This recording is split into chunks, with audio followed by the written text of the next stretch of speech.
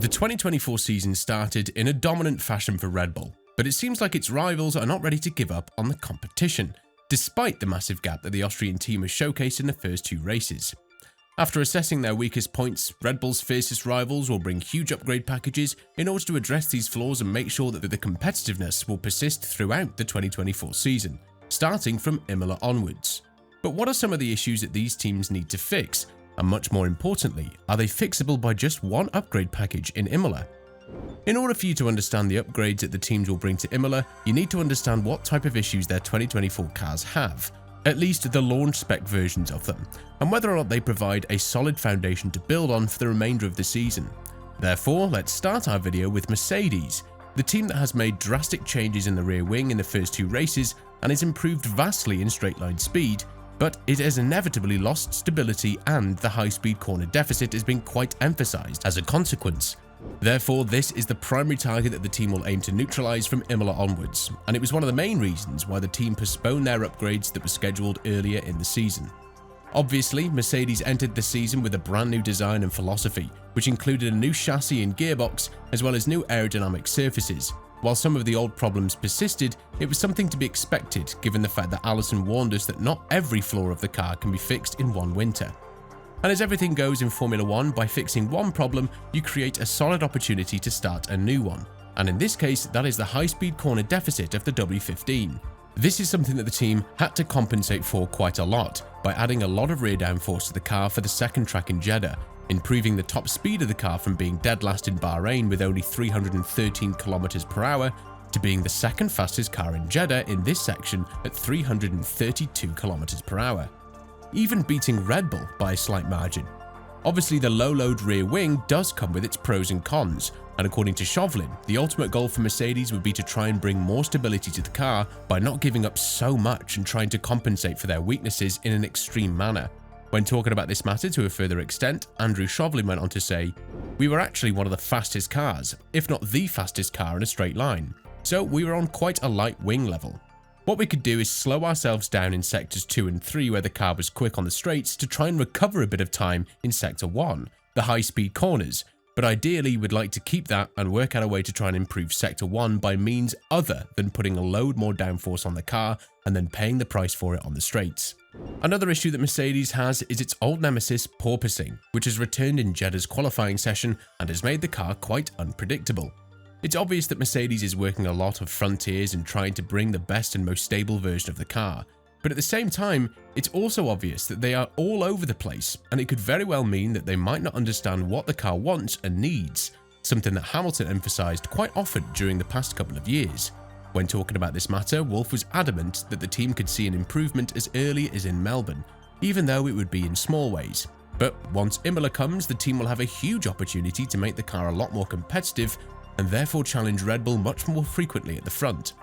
Apart from Mercedes, we must not forget about Ferrari, the closest team when it comes to challenging Red Bull for pole positions and race wins right now. Obviously, the deficit compared to Verstappen is still huge, and the double-digit margin doesn't quite encourage either Sainz or Leclerc right now, but what the team has planned in the foreseeable future might change that in an extreme manner. Ferrari is one of the teams that planned a massive overhaul of their car in Imola, and one of the reasons is that they believe they have a great foundation to work on with the SF24.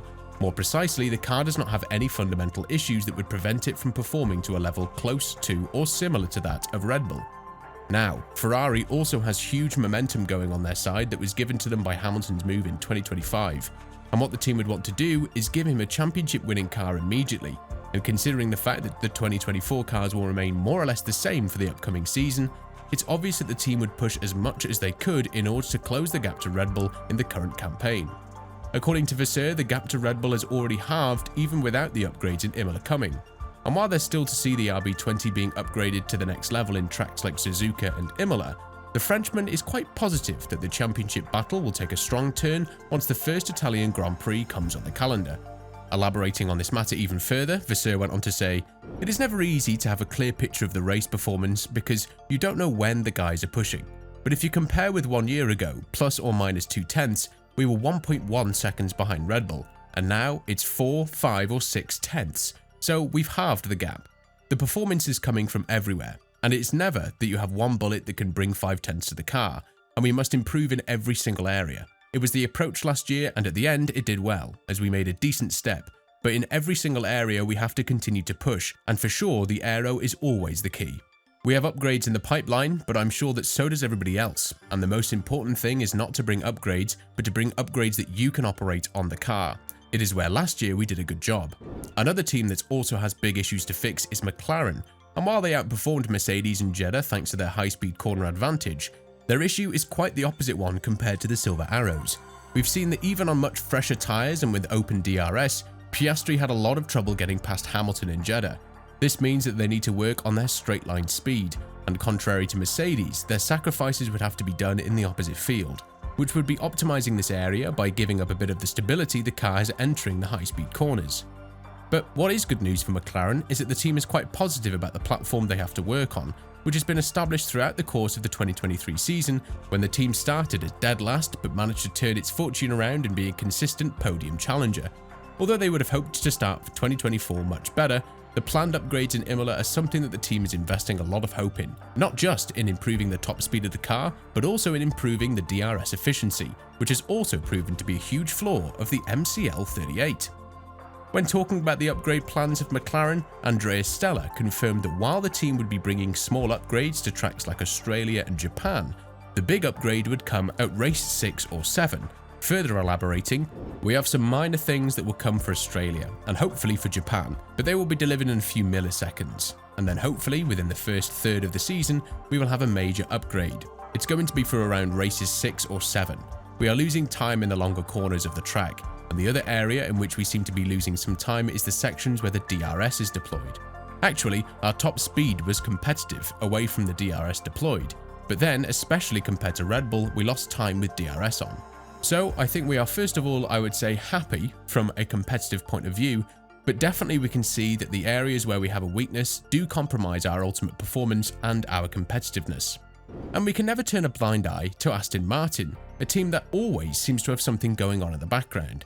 And considering the fact that their basis is solid and they're following a rise in the development curve, the upgrades planned in Imola will target some of the weaknesses that plague the performance of the AMR24.